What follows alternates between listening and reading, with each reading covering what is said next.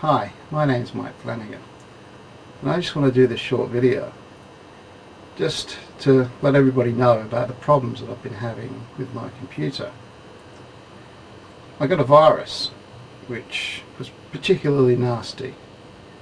It caused problems, not just software but also with the hardware. It's a kind of virus that can hide itself in the boot sector of a disk and to jump into memory, and then from memory back to disk. Now, reading and writing so many times can and does cause problems. And this virus is also known to turn computers into zombies, controlled remotely by unscrupulous people to attack other computers, to see what's on the computer and to steal it, and then to maybe even put malware on known as ransomware to try and get money from people to take it off again. It caused problems. It destroyed a stick of RAM, 8 gig RAM of mine. Fortunately, it was still under warranty, so that was replaced. And I recently found out that it caused problems with a 2 terabyte hard disk. There was some information that was on there that I've lost. A lot of it's backed up, but this particular piece of information that I'm looking for, it's to do with internet marketing, is gone, man. My own fault really for not adding it to the backup schedule. For me, it's a bit of an embarrassment because I am an IT professional, and it's the sort of thing that I used to go around telling people, well, large and small, large corporations to just small businesses, how important backups are. And this happens to me. But that's life. That's the sort of thing that does happen.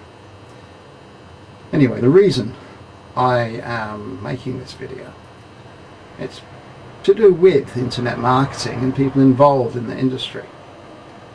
Our computers are our business. Our computers are our office.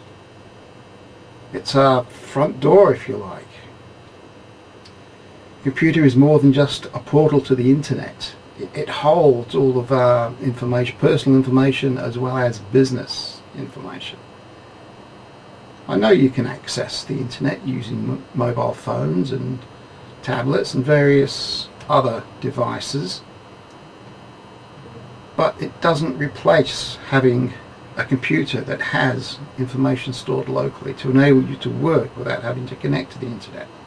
And until such times as the internet is ubiquitous and we can get high speeds anywhere and everywhere, this is always going to be the case. It's even more important that we do take a lot of care with our computers. I have antivirus programs. I also have anti-malware programs.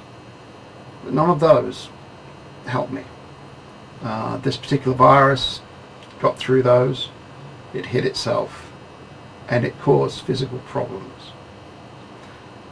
Now I urge everyone that's watching this to make sure they have an antivirus program loaded, to make sure they have an anti-malware program loaded.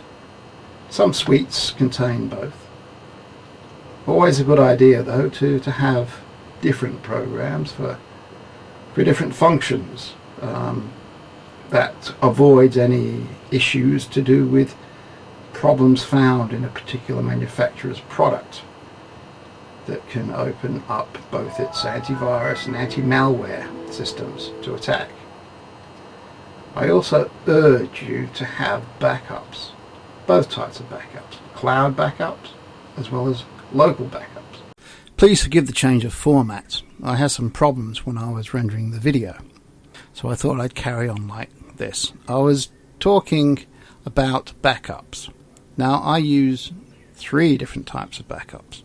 I have external hard drives, I have online storage, and I have a continuous online backup system. The external hard drives are both USB 3 drives, which means they are very quick, and they are both of different manufacture, and this is quite deliberate. In my previous career, as an IT solutions architect, it is best practice to design systems for corporations, either large or small, but not rely on one particular vendor's products for the entire solution. So if there are any problems found with one particular vendor's product, it wouldn't hold the whole site open to attack. So the two backup drives I have are both 3 terabyte in size, and they are of different manufacture. I also use online storage. I have copy.com, I have Dropbox, and I have Google Drive. The two I mainly use are copy.com and Dropbox. Copy is the main one because it's the largest that I have. They're quite generous in their amount of free storage that they will give you. They will give you 15 gigabytes, but if you sign up through someone's link, and my link is at the bottom of this video, you will get an extra 5 gigabytes. I will also get an extra 5 gigabytes. And the same will go for you. If you sign up, become an affiliate, if people get an account through you, then you will gain an extra 5 gigabytes. So 20 gigabytes free is quite generous. So I mainly use copy.com, but I also use Dropbox for the reasons that I explained about relying on one particular vendor. The way I have the system set up is I copy the data from my hard drives that I'm working on is copied to one of the external hard disks. That is then replicated to the other external hard disk using the Cobian software, which is free. It copies everything across. The other hard disk is connected to copy.com, and that is synchronizing what appears on the hard disk locally up to the cloud.